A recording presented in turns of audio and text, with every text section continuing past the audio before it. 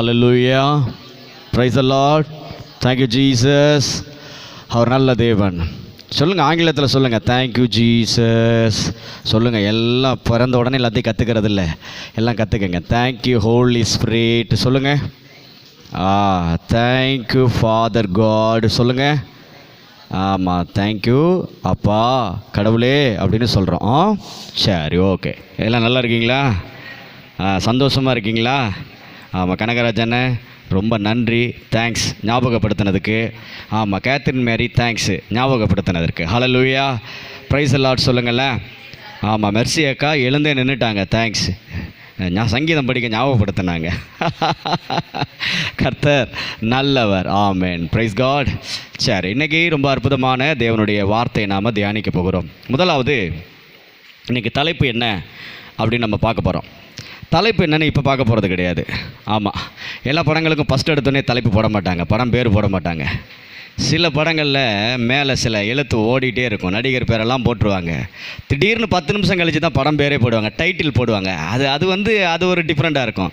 இன்றைக்கி நமக்கு இன்னொரு 10 நிமிஷம் கழித்து தான் டைட்டிலே ஆரம்பிக்க போகுது. ஹல்லேலூயா சொல்லுங்களேன். பிரைஸ் லார்ட் சொல்லுங்களேன். சரி, இப்போ யோவான் ஸ்நானகன் தெரியுமா உங்களுக்கு? யார் ஒரு யோவான் ஸ்நானகன் தெரியுமா தெரியாதா? தெரியும், ஓரளவுக்கு தெரியுங்க. எங்கெங்கே அந்த 3வது 4வது தெருவில் பார்த்த ஞாபகம் அப்படி சொல்கிறீங்களா? யோவான் ஸ்நானகன் அப்படின்னா இயேசு கிறிஸ்துவுக்கு சொந்தக்காரர், எலிசபெத்தோட மகன். சரியா? சரி, இப்போ அதை பற்றி பேசினா நேரம் அப்படியே போயிடும். சரி, யோவான் ஸ்நானகன் முதல் இயேசு வரையிலும் சொல்லிக் கொடுத்து, இயேசு கிறிஸ்து யோவான் ஸ்நானகனும் ஒரு காலகட்டத்தில் தான் பிறக்கிறாங்க. யோவான் ஸ்நானகன் தான் முதலாவது தீர்க்கதரிசியை போல் வர்றாரு. முதன்னு ஜனங்களுக்கு என்ன பண்ணுறாரு? சுவிசேஷம் சொல்கிறாரு. என்ன சொல்கிறாரு சொல்லுங்கள் பார்க்கலாம். சுவிசேஷம் சொல்கிறாரு. என்ன சொல்கிறாரு சொல்லுங்கள், என்ன சொல்கிறாரு? சுதிசேஷம் இல்லை, சுவிசேஷம். சுவிசேஷம்னா என்ன? சொல்ல வேண்டியதை சொல்லுங்க. அதை சொன்னீங்களா, அப்புறம் ஏன் தயங்குறீங்க? நற்செய்தி. என்னங்க என்னங்க என்னங்க எல்லாரும் பேசணும். என்னது? நற்செய்தி. சுவிசேஷம்னா நற்செய்தி, துர்செய்தி கிடையாது. புரியுதுங்களா? துர்செய்தி கிடையாது, நற்செய்திக்கு பேர் தான் சுவிசேஷம். சரியா? இந்த நற்செய்தியை முதல்ல அறிவித்தது யாருன்னா, புதிய ஏற்பாட்டில் யோவான் ஸ்நானகன் சொல்கிறாரு, மனம் திரும்புங்கள். அதுக்கு முன்னாடி ஒரு வார்த்தையை சொல்லுவார் பயங்கரமாக, விரியன் பாம்பு குட்டிகளே அப்படின்னு ஆரம்பிப்பார். ரொம்ப பயங்கரமாக இருக்கும். மனம் திரும்புங்கள், பரலோக ராஜ்யம் சமீபமாக இருக்கிறது அப்படின்னு சொல்லுவார். அப்புறம் இயேசு கிறிஸ்து யோவான் ஸ்நானகன்ட்ட ஞானஸ்நானம் எடுப்பார். என்ன எடுப்பார்? ஆமாம். ஏன்னா என்ன ஆண்டவரே, நீங்கள் போய் ஞானஸ்நானம் எடுக்கணுமா? இல்லைப்பா, நான் மனிதர் சாயெல்லாம் வந்ததுனால நான் எடுக்க வேண்டியது நீதி, அதனால் எனக்கு என்ன பண்ண, ஞானஸ்நானம் கொடுத்துரு, நான் வாழ்ந்து காட்ட போகிறேன் ஒரு மனிதனா அப்படின்னு சொல்லி ஞானஸ்நானம் எடுத்துக்கிறாரு. சரியா? இப்போ நம்ம தலைவர் என்ன பண்ணுறாரு அப்படின்னா, ஸ்டார்ட் பண்ணுறாரு ஊழியத்தை. என்ன பண்ணுறாரு? ஊழியத்தை ஆரம்பிக்கிறாரு. இப்போ என்ன பண்ணுறாரு? வீதி வீதியாக போகிறாரு, கிராமமாக போகிறாரு, ஊராக போகிறாரு. போயிட்டு இவர் என்ன சொல்கிறார் தெரியுமா? இவர் என்ன சொல்கிறாருன்னா, மனம் திரும்புங்கள், பரலோக ராஜ்யம் சமீபித்து இருக்கிறது. இவரும் அதே தான் சொல்கிறாரு. யோவான் ஸ்நானகன் அதான் சொல்கிறாரு, இயேசு கிறிஸ்து அதான் சொல்கிறாரு, மனம் திரும்புங்கள், பரலோக ராஜ்யம் சமீபித்து இருக்கிறதுன்னு சொல்கிறாரு. சரி, அப்புறம் அப்படியே ஆள் சேர்க்குறாரு. இப்போ தான் கட்சி தலைவர், நம்ம தலைவர் என்ன பண்ணுறாரு? கட்சி தொடங்குறாரு. இப்போ கட்சிக்கு ஆள் சேர்க்குறாரு.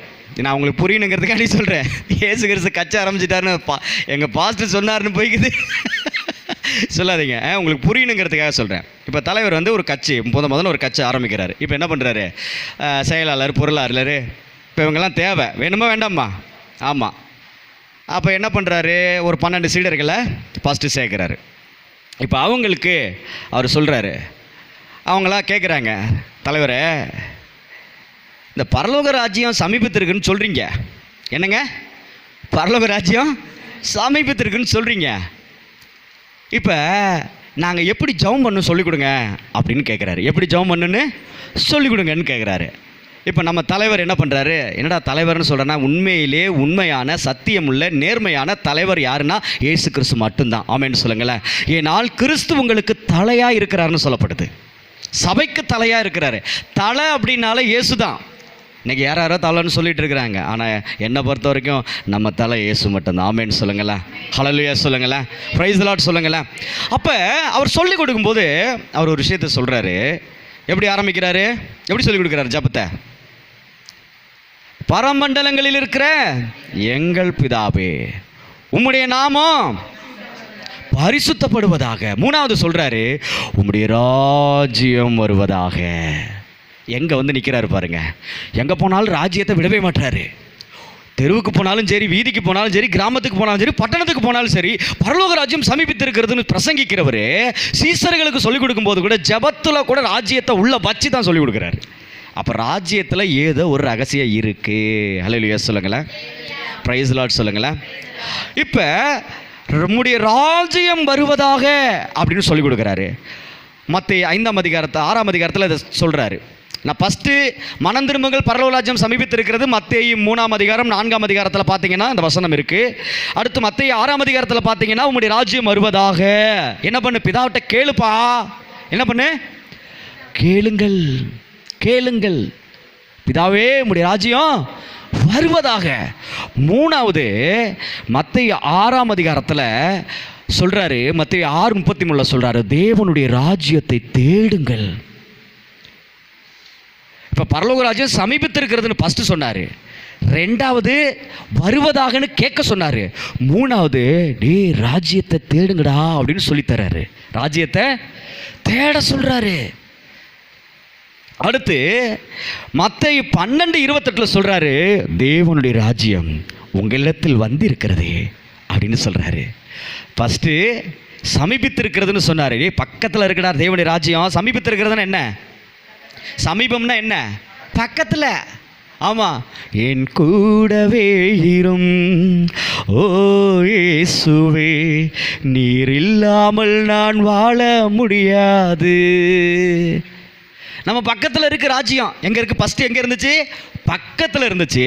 அப்புறம் சொல்கிறாரு, பிதா கிட்ட கேள்றா with a permission. Oh lord father God please எனக்கு என்ன பண்ணு? ராஜ்யத்தை கொடுப்பா அப்படின்னு கேளு அப்படின்னு சொல்லி கொடுத்தாரு. மூணாவது அவர் சொல்கிறாரு, ராஜ்யத்தை தேடு. சும்மா உக்காந்துக்கிட்டு அழுதுகினே புலம்பிக்கினே இருக்காத. என்ன பண்ணு? ராஜ்யத்தை தேடு. உன் வாழ்க்கையில் எல்லாமே மாறும். அவர் ஒவ்வொரு விஷயத்தையும் சொல்லி கொடுக்கறதுக்கு காரணம் என்ன தெரியுமா? இந்த பூமியில் சிறப்பான நல்லதொரு வாழ்க்கை நீங்கள் நானும் வாழ்வதற்காக மட்டும்தான். ஹல்லேலூயா. வேற யாரு நமக்கு என்ன சொன்னாலும் அதில் ஏதோ ஒரு உள்நோக்கம் இருக்கலாம். நமக்கு அது என்ன சொல்கிறது, ஆப்போவிக்கிற விஷயமா கூட இருக்கலாம். ஆனால் கர்த்தர் நமக்கு ஒரு விஷயத்தை சொல்கிறாருன்னா நம்ம வாழ்க்கையில் நல்லது நடக்க மட்டும்தான் சொல்லுவார். ஆமென்னு சொல்லுங்களேன். ஹல்லேலூயா சொல்லுங்களேன். சரி, இப்போ ராஜ்யத்தை தேட சொல்லிட்டு அடுத்து சொல்கிறாரு 12ஆம் அதிகாரத்தில் சொல்கிறாரு, தேவனுடைய ராஜ்யம் உங்களிடத்தில் வந்திருக்கிறதே. அப்பா, தேவனுடைய ராஜ்யம் உங்கள்கிட்ட தான் வந்திருக்கு தெரியுமா? ராஜ்யம் உங்கள்கிட்ட வந்துருச்சு தெரியுமா? தெரியுமா தெரியாதா? தெரியும். சரி, அப்புறம் கேட்கும்போது சொல்லணும் பார்த்துக்கங்க. அப்புறம் யோவான் ஸ்நானகர மாதிரி அப்புறம் சொல்லாமல் இருக்கக்கூடாது. என்ன? ராஜ்யம் வந்திருக்கிறது. Right, okay. இப்போ மத்தேயு 4ஆம் அதிகாரத்தில் அவர் சொல்கிறாரு, ராஜ்யத்தின் சுவிசேஷத்தை பிரசங்கித்தார். ராஜ்யத்தின் சத்தமாக சொல்லுங்கள், ராஜ்யத்தின். இப்போ பரலோக ராஜ்யத்தை குறித்து அவர் தெரு தெருவா வீதி வீதியா கிராமமெங்கும் அவர் பிரசங்கித்த ஒரே காரியம் பரலோக ராஜ்யத்தின் சுவிசேஷத்தை தான் பிரசங்கித்தார். எதை பிரசங்கித்தார்? பரலோக ராஜ்யத்தின் சுவிசேஷத்தை தான் பிரசங்கித்தார், நற்செய்தியை தான் பிரசங்கித்தார். அப்படி பிரசங்கித்த பிறகு ஒவ்வொரு டைமும் அவர் நற்செய்தியை பிரசங்கித்த பிறகுதான் அங்கே சுகமே உண்டானுச்சு. என்ன உண்டானுச்சு? எல்லாருக்கும் சுகம் கொடுத்தாரு. இங்கே நிறைய பேருக்கு கேட்குறதுக்கு காது இல்லை அப்படின்னதே சொல்லலாம். அதனால தான் வெளிப்படுத்தல் விசேஷத்தில் அதிக இடங்களில் சொல்லப்படுது, காதுள்ளவன் கேட்க கடவன். காதுள்ளவன். உங்களுக்கெல்லாம் காது இருக்கா? யாரா இருக்கலாம் காது இருக்கு? கை தூக்குங்க. சண்டே கிளாஸில் கேட்குற மாதிரி தான் உங்களை எல்லாம் கேட்கணும். உங்களுக்கெல்லாம் காது இருக்கா? இருக்கா? இருக்கா? இருக்கிறவங்க இருக்குன்னு சத்தமாக சொல்லுங்க. அல்லேலூயா. ஆமாம், அப்போ நமக்கு என்ன இருக்கு? காது இருக்கு. ஆனால் கேட்கறதுக்கு தான் மனசு இல்லையா? கேட்கறதுக்கு மனசு வேணும். சரிங்களா? நல்லா புரிஞ்சுக்கங்க. அப்போ இங்கே என்ன சொல்கிறாரு? ராஜ்யத்தின் சுவிசேஷத்தை பிரசங்கிக்கிறாரு. நான் மறுபடியும் சொல்கிறேன், நம்ம வாழ்க்கையில் டெய்லி நீங்கள் எத்தனை பேர் செய்தி கேட்டுட்ருக்கீங்கன்னு தெரில, கேட்குற உங்கள் லைஃப்பில் எல்லாமே சூப்பர் நேச்சுரலாக மூவ் ஆகிருக்கும். ஆமேன்னு சொல்லுங்களேன். டெய்லி சத்தியத்தை நீங்கள் கேட்டுக்கொண்டு இருக்கிற உங்கள் வாழ்க்கையில் மாற்றம் நடந்து கொண்டு தான் இருக்குன்னு நான் விசுவாசிக்கிறேன். ஏன் அப்படின்னா அந்த வார்த்தைக்கு வல்லமை உண்டு. ஹல்லேலூயா சொல்லுங்களேன். பிரைஸ் தி லார்ட் சொல்லுங்களேன். அப்போ ராஜ்யத்தின் சுவிசேஷத்தை பிரசங்கிக்கும் பொழுது அதை பிரசங்கித்த பிறகுதான் சுகத்தை கொடுக்கிறார். ஒரு மனிதனுக்கு நிரந்தரமான சுகம், நிரந்தரமான விடுதலை, நிரந்தரமான ஆசீர்வாதம் வேணும்னா நிரந்தரமாக நற்செய்தி கேட்டுக்கிட்டே இருக்கணும். என்ன இருக்கணும்? என்ன இருக்கணும்? கேட்டுக்கிட்டே இருக்கணும். கரண்ட் இருந்துக்கிட்டே இருந்தால் தான் ஃபேனு ஓடிக்கிட்டே இருக்கும். கரண்ட் இல்லைன்னா நீங்கள் சுவிட்சை போய் 10 தடவை அடித்தாலும், சுத்தியில் எடுத்து அடித்தாலும் ஓடாது. கரண்ட் இருந்தால் தான் ஃபேனு ஓடும். பெட்ரோல் இருந்தால் தான் வண்டி ஓடும். வயிற்றுக்குள்ளே சோத்தை போட்டால் தான் நாமளும் ஓட முடியும். இல்லைன்னா எப்படி இருக்கும்? எங்கன்னு இப்படி தான் இருக்கணும், ஒன்றும் பண்ண முடியாது. ஆமாம், எழுந்தி உட்காந்துருக்கவே தெம்பு இருக்காமல் போயிடும். தெரியுமா? சோறு டைம் மீறிடுச்சுன்னா எப்படி ஆயிரும்? உங்களுக்கெல்லாம் எப்படின்னு தெரியல, எனக்கெல்லாம் டயர்ட் ஆயிரும்பா. நமக்கெல்லாம் சரியான நேரத்துக்கு சோறு சாப்பிட்டாகணும். ஏன்னா சாப்பாடு உடம்புக்கு நல்லது, உடம்புக்கு தேவை. ஆமாம், அதுபோல் ஆவிக்குரிய மனிதன் உங்ககிட்ட அனலாக இருக்கணும், அப்படியே உற்சாகமாக இருக்கணும். உங்களுக்குள் இருக்கிற அந்த ஆவிக்குரிய மனுஷன் ஆக்டிவாக இருந்தால் தான் உங்கள் வாழ்க்கையில் ஆவிக்குரிய போராட்டங்களை ஜெயிச்சு மேலே வர முடியும். ஆமேன்னு சொல்லுங்களேன். அப்போ அந்த ஆவிக்குரிய மனிதனுக்கு நல்லதொரு ஆகாரம் கொடுக்கணும். என்ன கொடுக்கணும் சொல்லுங்கள்? என்ன கொடுக்கணும்? நீங்கள் ஒரு நாளைக்கு 1 நேரம் சாப்பிட்றீங்களா, 3 நேரம் சாப்பிட்றீங்களா? என்னங்க 3 நேரம் சாப்பிட்றீங்க. கொஞ்சம் தவறுதுன்னா 4 நேரம் கூட சாப்பிடுவோம். இடையில வடை பஜ்ஜி போண்டா கூட உள்ளே போவுங்க, டீ காப்பி போவுங்க, எது வேணாலும் உள்ள. இதெல்லாம் போடாமல் இருக்கீங்களா? குடிக்கிறீங்களா இல்லையா? டீ காப்பி எல்லாம் ஏன் குடிக்கிறீங்களா? சரி, சாப்பிட்றீங்களா? இப்போ இதெல்லாம் எதுக்கு சாப்பிட்றோம்? இந்த உடம்பு பலனாக இருக்க.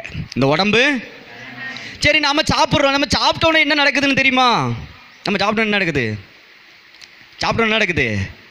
உள்ளுக்குள்ளே வாய் வழியாக நீங்கள் எதை போட்டாலும் அதை வயிற்றில் செமிச்சு அதை குளுக்கோஸாக மாற்றி ரத்தத்துக்குள்ளே அனுப்பும். அந்த ரத்தத்துக்குள்ளே தேவையான சத்துக்களாக மாறி போகும்.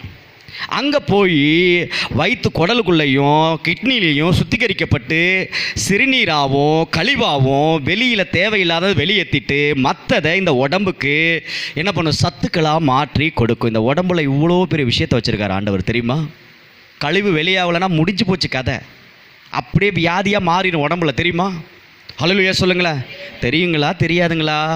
எதுவுமே தெரியாத மாதிரி உட்காந்துருக்கீங்களே, அதுதான் எனக்கு தெரிய மாட்டேங்குது. தெரியுங்களா? சிரிங்க. நீங்கள் சிரிச்சா நான் சிரிக்கிறீங்கன்னு என்னைக்காவது நான் கேட்டிருக்கேன்னா? ஆமாம், நீங்கள் சிரிச்சிங்கன்னா உங்களுக்கு தூக்கம் வராது. நீங்கள் சிரிச்சிங்கன்னா உங்கள் மனசு ஆரோக்கியமாக இருக்கும். நீங்கள் சிரிச்சிங்கன்னா உங்களால் கவனிக்க முடியும். நீங்கள் உம்முன்னு இருந்தீங்கன்னா உங்கள் மூளை என்ன பண்ணுன்னா உங்களையே அறியாமல் உள்ளுக்குள்ளே வேறு எதையோ சிந்திக்க ஆரம்பிச்சிடும். உங்கள் கண்ட்ரோலே இல்லாமல் போயிடும். அதனால தான் சிரிங்கன்னு சொல்கிறேன். ஹல்லேலூயா சொல்லுங்களேன். பிரைஸ் தி லார்ட் சொல்லுங்களேன். அப்போ நம்ம இப்போ என்ன பேசிகிட்டு இருந்தோம்? கழிவு. கழிவு பற்றியா? கரெக்டாக ஞாபகத்தில் வச்சுக்கணும். இதெல்லாம் நான் எதுக்கு சொல்கிறேன்னா, கழிவு வெளியேறிடும். அதே போல தான் ஆவிக்குரிய மனிதனுக்கு இந்த சரீரத்துக்கு சாப்பாடு கொடுக்கறது போலவே தினந்தோறும் சாப்பாடு போடணும். அந்த சாப்பாடு தான் வேத வார்த்தை, தேவனுடைய வார்த்தை. இந்த வார்த்தையை தினந்தோறும் கேட்கும் பொழுது ஆவிக்குரிய மனுஷன் சாப்பிடுவான். சாப்பிடும் பொழுது என்ன நடக்கும்னா, அந்த ஆவிக்குரிய மனுஷன்ட்ட இருக்கிற கழிவுகள் எல்லாம் வெளியேறிடும். அதுக்கு பேர் தான் என்ன தெரியுமா? என்ன தெரியுமா? அதுக்கு பேர் என்ன தெரியுமா? மறுரூபம். சொல்லுங்க, சொல்லுங்க. ஆமாம், இல்லை இதை தெரியாமல் ஆண்டவர் வருவார், என்னை அப்படியே தக தக தக தக தகன்னு மாற்றி அப்படியே ஏஞ்சல் மாதிரி மாற்றிடுவார். அதெல்லாம் இல்லை. உள்ளுக்குள்ளே இருக்கிற மனுஷன் மறுரூபமாகணும். ஆமேன்னு சொல்லுங்களேன். உள்ளுக்குள்ளே இருக்கிற மனுஷன் மறுரூபமாகணும்னா ஆவிக்குரிய ஆகாரமான தேவனுடைய வார்த்தையை டெய்லியும் கேட்கும் பொழுது அதை டெய்லி அந்த ஆவிக்குரிய மனுஷன் சாப்பிடுவான். அதை சாப்பிடும் பொழுது அவனுக்குள் இருக்கிற தேவையில்லாத எல்லா கழிவுகளும் வெளியேறிடும். கோபம், எரிச்சல். சில பேர் சொல்லி என்னால் கண்ட்ரோல் பண்ணுற முடியல பிரதர். இங்கே கண்ட்ரோல் பண்ணலாம் முடியாது. அது வேற இருக்கப்பட்டு அந்த கிருமி சாகடிக்கப்பட்டு உங்களை விட்டு வெளியில் போகணும். ஹலோ, நான் தெரியாமல் கேட்குறேன், ஏன் கோபத்தை கண்ட்ரோல் பண்ண முடியலன்னு தெரியுமா? ஏன்னா அந்த கோபம் மாம்சத்துக்குரியதில்லை, ஆவிக்குரிய மனிதனுக்கு சொந்தமானது. இப்போ அவசரமாக, நான் உங்களுக்கு புரியணுன்னா நான் பேசி தான் ஆகணும். இப்போ அவசரமாக நாம் அவுட் சைட் போய் ஆகணும். வயிற்ற கலக்குது, போகணும். ஒன்றுக்கு வருது, போகணும். ரெஸ்ட் ரூமு போகணும், யூரின் பாஸ் பண்ணணும். போகாமல் எவ்வளோ நேரம் கண்ட்ரோல் பண்ண முடியும்? ஒரு லிமிட்டுக்கு மேலே கண்ட்ரோல் பண்ண முடியாது. லிமிட்டை தாண்டினுச்சு அப்புறம் என்ன ஆயிரும்? யூரின் டேங்க் வெடிச்சிரும், டஃப்னு. அப்புறம் ஒன்றும் பண்ண முடியாது, பிளாஸ் ஆயிரும். புரியுதுங்களா இல்லையா? ஆமாம். சின்ன பிள்ளைங்க பாருங்கள், தூக்கத்திலே தாங்க முடியாமல் பெட்டில் போயிடுது. புரியுதுங்களா? ஏன்னா கழிவுகளை அடக்க முடியாது, வெளியேற்றத்தான் முடியும். ஆவியானவர் ஸ்தோத்திரம், ஹல்லேலூயா, பிரைஸ் தி லார்ட் சொல்லுங்க. ஆவியானவர் அருமையான வெளிப்பாடுகளை நமக்கு கொடுக்கிறார். கழிவுகளை அடக்கி வைக்க முடியாது, வெளியேற்றி தான் ஆக வேண்டும். ஆமென் சொல்லுங்களேன். அதே போல தான் நம்முடைய வாழ்க்கையிலே கோபம், எரிச்சல், பொறாமை, அடுத்தவர்கள் கெட்டு போகணும் என்கிற எண்ணம், எவன் விளங்காம போயிரு என்கிற எண்ணம், அடுத்தவரை சபிக்கிற எண்ணம், இதையெல்லாம் நம்மளை விட்டு வெளியே போக வேண்டும் என்றால் அதை அடக்கி வைக்க முடியாது, அது வெளியேறிதான் ஆக வேண்டும். ஆமென் சொல்லுங்களேன். அடக்கி வைக்கக்கூடாது, வெளியில் போகணும். ஆமென் சொல்லுங்க. ஆமாம், நம்மளால் கோபத்தை கண்ட்ரோல் பண்ண முடியாது. அதை வெளியில் துரத்துறதுக்கு என்ன வழி, அதை தான் பார்க்கணும். ஆமென் சொல்லுங்களேன். இப்போ ஆவிக்குரிய மனிதன்ட்டு இருக்கக்கூடிய இந்த தீமையான காரியங்கள்லாம் வெளியில் போகணுன்னா ஆவிக்குரிய ஆகாரம் சாப்பிட்டு தான், சொல்லுங்கள், சாப்பிட்டு தான் ஆகணும். ஆமென் சொல்லுங்கள். அப்போ அதனால் நான் மறுபடியும் சொல்லுவேன், நீங்கள் எத்தனை முறை பிரதர், பாஸ்டர் அப்படின்னு நீங்கள் ஜெபம் பண்ணாலும், ஜெபிக்கிற என்னாலையும் ஒன்றும் இல்லை, ஜெபிக்க தலையை நீட்டுற உங்களாலும் ஒன்றும் இல்லை. நல்லா புரிஞ்சுக்கங்க, சத்தியத்தை கேட்காம நிரந்தர விடுதலை உங்களுக்கானாலும் எனக்கானாலும் கிடைக்காது. சத்தியத்தை கேட்டால் மாத்திரமே ஒரு நிரந்தர விடுதலை உண்டாகும். ஆமென் சொல்லுங்களேன். பிரைஸ் தி லார்ட் சொல்லுங்களேன். அப்போ சத்தியத்தை கேட்க எப்படி இருக்கணும்? ஆர்வமாக இருக்கணும், தீவிரமாக இருக்கணும், கேட்குறதுக்கு ஆசையாக இருக்கணும். சில நேரங்களில் நைட்டு 2 மணிக்கெல்லாம் உங்களுக்கு போட்டிருப்பேன். இந்த வாரத்தில் 2-3 நாள் 1-1:30 மணி 2 மணிக்கெல்லாம் போட்டுட்டேன். இப்போ ஜெபம் பண்ணி போட்டிருக்கேன், செய்திகளை பேசியிருக்கேன். ஏன்னா என்னால் இருக்க முடியல. காலையில் 5:30 மணிக்கு மேலே தாண்டாது உங்களுக்கு செய்தி போட்டுருவேன். 5 மணிக்கு வசனத்தை போட்டு ஜெபம் பண்ண ஆரம்பிக்கிற டைம் தான் அது. ஜெபம் பண்ணி அதை அப்படியே லைவாக உங்களுக்கு என்ன பண்ணுறேன், வாய்ஸ் நோட்ஸ் போடுறேன். ஏன் தெரியுமா? இது எனக்குள் கர்த்தர் கொடுத்துருக்கிற வேலை, இதை நான் சரியாக செய்யணும். இது தேவை, என் பிள்ளைகளுக்கு தேவை. என் பிள்ளைகள் ஆவிக்குரிய ஆகாரத்தை சாப்பிடணும். அந்த அக்கறை எனக்கு இருக்கிறதுனால அதை செய்கிறேன். நீங்கள் அக்கறையோடு சாப்பிட்டா இக்கரைக்கு வந்துடலாம். அக்கறையோடு சாப்பிட்லன்னா அக்கறையிலே இருக்க வேண்டியதான், ஒன்றும் பண்ண முடியாது. ஹல்லேலூயா சொல்லுங்களேன். புரிஞ்சவங்க புரிஞ்சுக்கங்க, புரியாதவங்க மறுபடியும் கேட்டு தெரிஞ்சுக்கங்க. ஹல்லேலூயா சொல்லுங்களேன். பிரைஸ் தி லார்ட் சொல்லுங்களேன். கர்த்தர் நல்லவர். சரி, இப்போ ராஜ்யத்தின் சுவிசேஷம். இப்போ ராஜ்யத்தின் சுவிசேஷத்தை பிரசங்கித்தார். ராஜ்யத்தின் சுவிசேஷம்னா நற்செய்தி. அப்போ நற்செய்தி என்னத்தை நற்செய்தி சொல்லியிருப்பார்? ஃபஸ்ட்டு அவர் என்ன தான் சொல்கிறாரு? பரலோக ராஜ்யத்தை குறித்து தான் அந்த பிரசங்கம் பண்ணுறாரு. அப்போ பரலோக ராஜ்யம்னா என்ன? முதல்ல ராஜ்யம்னா என்ன, நீங்கள் அதை முதல்ல தெரிஞ்சுக்கணும். ராஜ்யம்னா என்ன? ராஜ்யம்னா என்ன? ஷா பிரதர், அது விஜயகாந்த் நடித்த படம் அப்படின்லாம் சொல்லாதீங்க. ராஜ்யம்னா என்ன? ராஜ்யம்னா என்ன சொல்லுங்க. என்னங்க திருன்னு முழிக்கிறீங்க? இப்படி கேட்டுவிட்டீங்களே. ஏங்க ராஜ்யம்னா என்னங்க? ஏங்க அது இந்தியாவில் இருந்துட்டு ராஜ்யம்னா என்னன்னு தெரியலங்கிறீங்க. ராஜ்யம்னா என்ன? என்னது சொல்லுங்க, நீங்கள் தெரிஞ்சவங்க சொல்லுங்க பார்க்கலாம். நம்ம ஊரில் ராஜா வந்தாங்களா? ராஜா ஆண்டாங்களா இல்லையா? ஆண்டாங்களா? என்னென்ன ராஜா ஆண்டாங்க? ரேசனா? சேர சோழ பாண்டிய ஆண்டாங்களா? சரி, அப்போ ஆண்டதுக்கு பேர் என்னதான்? ராஜா. ஒரு ராஜாங்கத்தை நடத்தினாரு, அதுக்கு பேர் தானே ராஜ்யம். ராஜ்யம்னா என்ன? ஒரு ராஜா ஆளுகை செய்கிறதுக்கு பேர் தான் ராஜ்யம். ராட்சசி மாதிரி இருக்கான்னு சொல்கிறீங்கல்ல, ஏன்?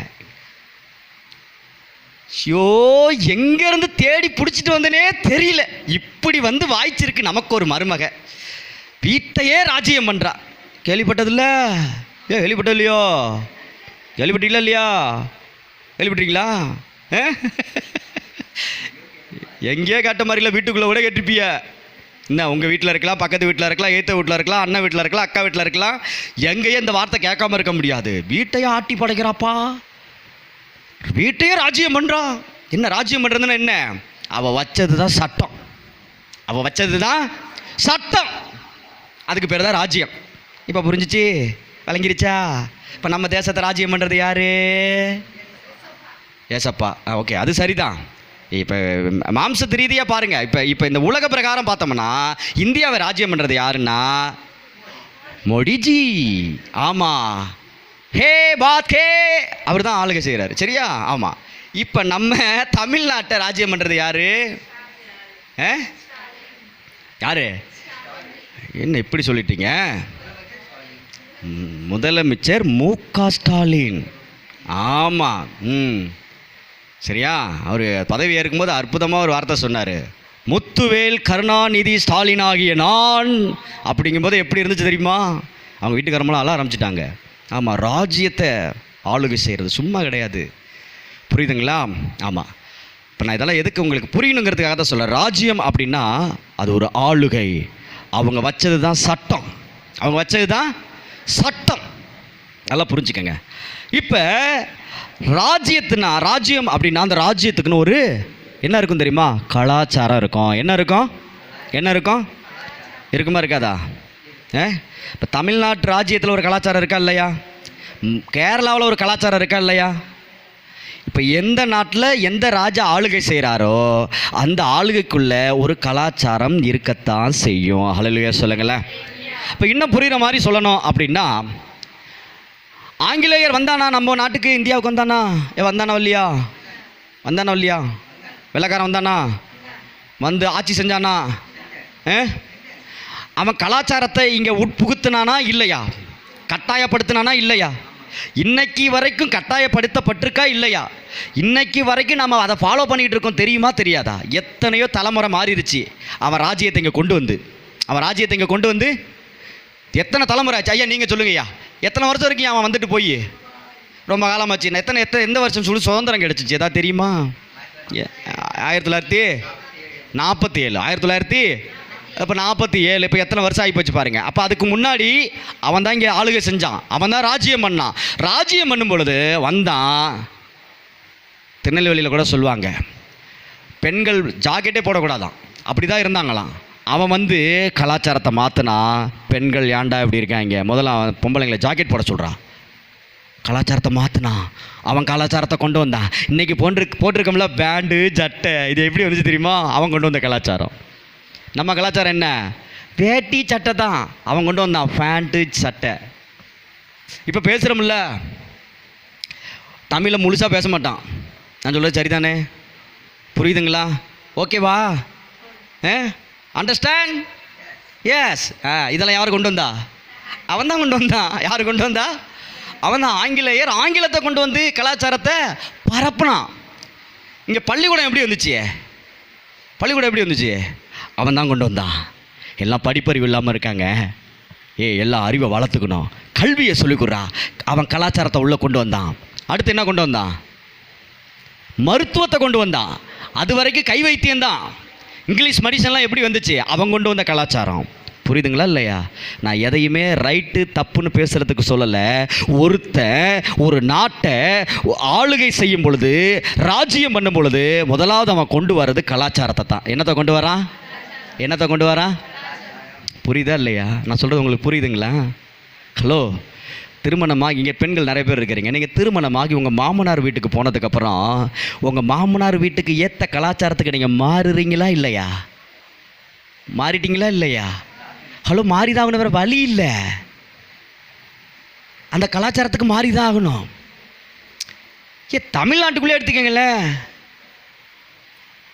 மதுரை, திருநெல்வேலி, தேனி அந்த பக்கத்து அது ஒரு கலாச்சாரம். இங்கே கோயம்புத்தூர், ஈரோடு, திருப்பூர் இது ஒரு கலாச்சாரம். அந்த பக்கத்து தஞ்சாவூர், வேளாங்கண்ணி, நாகப்பட்டினம் அது ஒரு கலாச்சாரம். இந்த கிழக்குட்டு மேற்கையோ தெற்குக்கு வடக்கோ எங்கேயே மாற்றி பொண்ணு எடுத்துகிட்டு கல்யாணம் பண்ணிட்டு போயிட்டாலே அங்கே உள்ள கலாச்சாரத்துக்கு செட்டாகவே பல வருஷம் ஆகி போயிடும். தெரியுமா? அப்போ கலாச்சாரம் அவசியம். அல்லேலூயா சொல்லுங்களேன். இப்போ நான் என்ன சொல்ல வரேன்னு உங்களுக்கு புரிய ஆரம்பிச்சிருக்குன்னு நினைக்கிறேன்.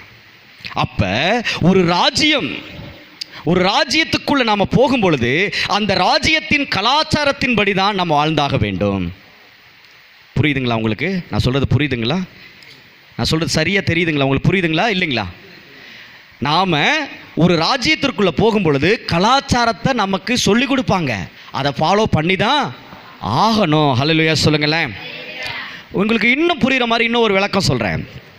கவர்மெண்ட் ஸ்கூலில் படிக்கிற பிள்ளைங்களுக்கு அது அந்த ஸ்கூலில் அது ஒரு விதமாக தான் இருக்கும். அங்கே இங்கிலீஷ்லேயும் பேசலாம், தமிழ்லேயும் பேசலாம். ஆனால் அங்கே இங்கிலீஷில் பேசுகிற பிள்ளைங்களை பார்த்தா மற்ற பிள்ளைங்களுக்கும் ஆச்சரியமாக இருக்கும்.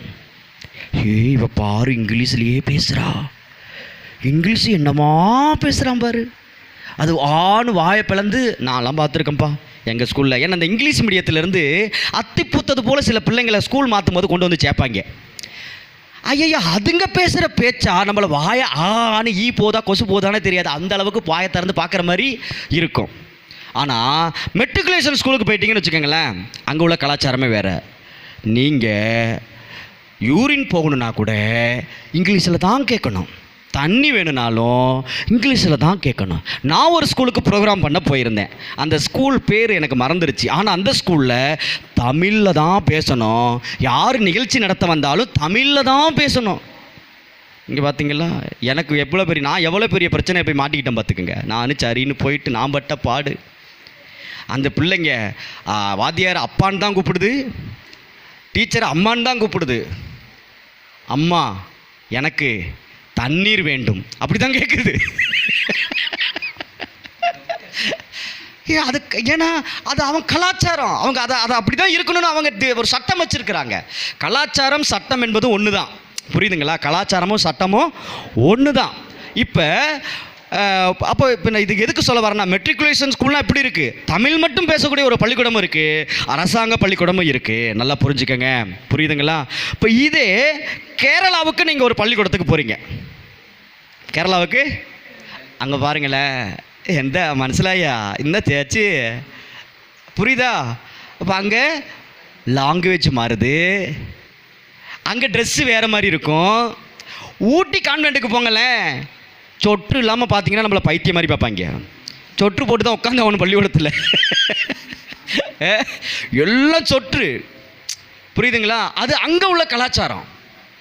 என்ன இப்போ இப்படி எடுத்துக்கிட்டால் அப்படி நிறைய பார்த்துட்டே போகலாம், நிறைய விஷயங்கள் இருக்குது. இப்படி ஒவ்வொரு கலாச்சாரம் இருக்குது. அப்போ ஒரு விஷயத்தில் போய் நாம் உள்ளே நுழையணும்னா அந்த கலாச்சாரத்தோடு நாம் இணைந்து கொண்டால் மட்டும்தான் நாம் அவங்களோட ட்ராவல் பண்ண முடியும். உங்களுக்கு புரியுதுங்களா நான் என்ன சொல்ல வரேன்னு? ஒரு குடும்பத்துக்கு வாக்கப்பட்டு போயிட்டா அந்த பெண்ணானவள் தன் மாமனார் மாமியார் குடும்பத்தில் எது பிடிக்கும், எப்படி பேசுவாங்க, எந்த காரியம் செஞ்சால் சிரிப்பாங்க, இதையெல்லாம் பார்த்து பார்த்து பார்த்து ஒவ்வொன்றையும் கற்றுக்கிட்டு அவங்களோடு அதை பழகிக்கிட்டா, இணைந்து கொண்டால் மட்டும்தான் அந்த குடும்பத்தில் சந்தோஷமாக நிம்மதியாக வாழ முடியும். கலாச்சாரத்தை படியெல்லாம் என்னால் வாழ முடியாது தெரியுமா அப்படின்னு இருந்தால் வழியே இல்லை. 10 நாள் கூட ஆகாது, தனி கொடுத்தனம் போய் ஆகணும். சரிதானே நான் சொல்கிறது? உண்மைதானே? புரியுதா இல்லையா நான் சொல்கிறது? அப்போ ஒரு ஒரு ஒரு ஒரு ஒரு ஒரு ராஜ்யத்தில் இணைந்து கொள்ள வேண்டும் என்றால் கலாச்சாரம் முக்கியம். அவர்கள் சொல்லுகிற சட்டத்திட்டத்தை நாம் கேட்டு தான் ஆக வேண்டும். அதனால தான் இயேசு கிறிஸ்து சொல்லுகிறார், பரலோக ராஜ்யம் பலவந்தம் பண்ணப்படுகிறது. பரலோக ராஜ்யம் சொல்லுங்க பலவந்தம் பண்ணப்படுகிறது அப்படின்னு சொல்கிறாரு. சரி, இப்போ நல்லா கவனிச்சுக்கோங்க. இப்போ நாம் என்ன பார்க்க போகிறோம் அப்படின்னா, ராஜ்யத்தை குறித்து பிரசங்கம் பண்ணினவர், ராஜ்யத்தை குறித்து பிரசங்கம் எதை குறித்து பண்ணியிருப்பார் சொல்லுங்க பார்க்கலாம்? ராஜ்யத்தின் கலாச்சாரத்தை தான் இயேசு கிறிஸ்து நற்செய்தியாக பிரசங்கித்திருக்கிறார். ஏப்பா பரலோக ராஜ்யம் சமீபமாக இருக்குது, பரலோக ராஜ்யத்தை என்ன பண்ணு, ஆண்டவர்கிட்ட முதல்ல பிதாவிட்ட என்ன பண்ணு கேளு, பரலோக ராஜ்யத்தை தேடு. அடுத்து என்ன சொல்ற, பரலோக ராஜ்யம் உன்கிட்ட வந்துருச்சு, பரலோக ராஜ்யம் பலவந்தம் பண்ணப்படுது.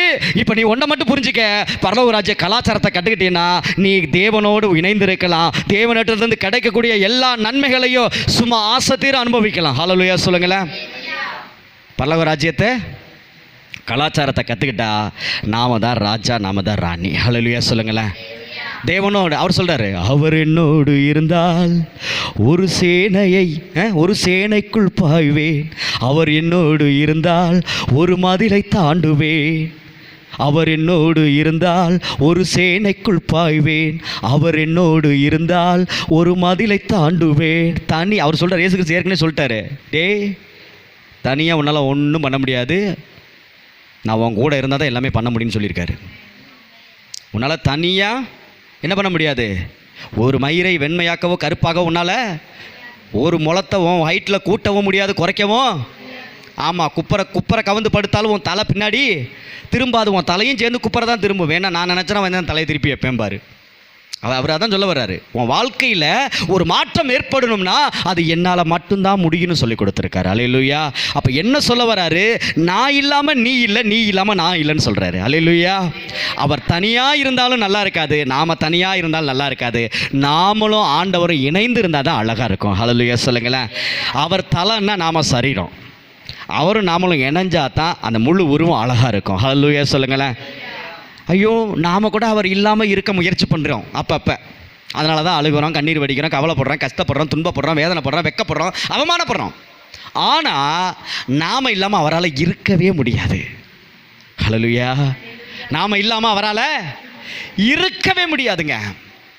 நாம் கூட சில நேரத்தில் அவரை மறந்துடுறோம், ஆனால் நம்மளை மறக்காமல் நம்மளை பின்னாடி அப்படியே வந்துட்டே இருக்கிறாரு, நிழல் போல. ஹல்லேலூயா.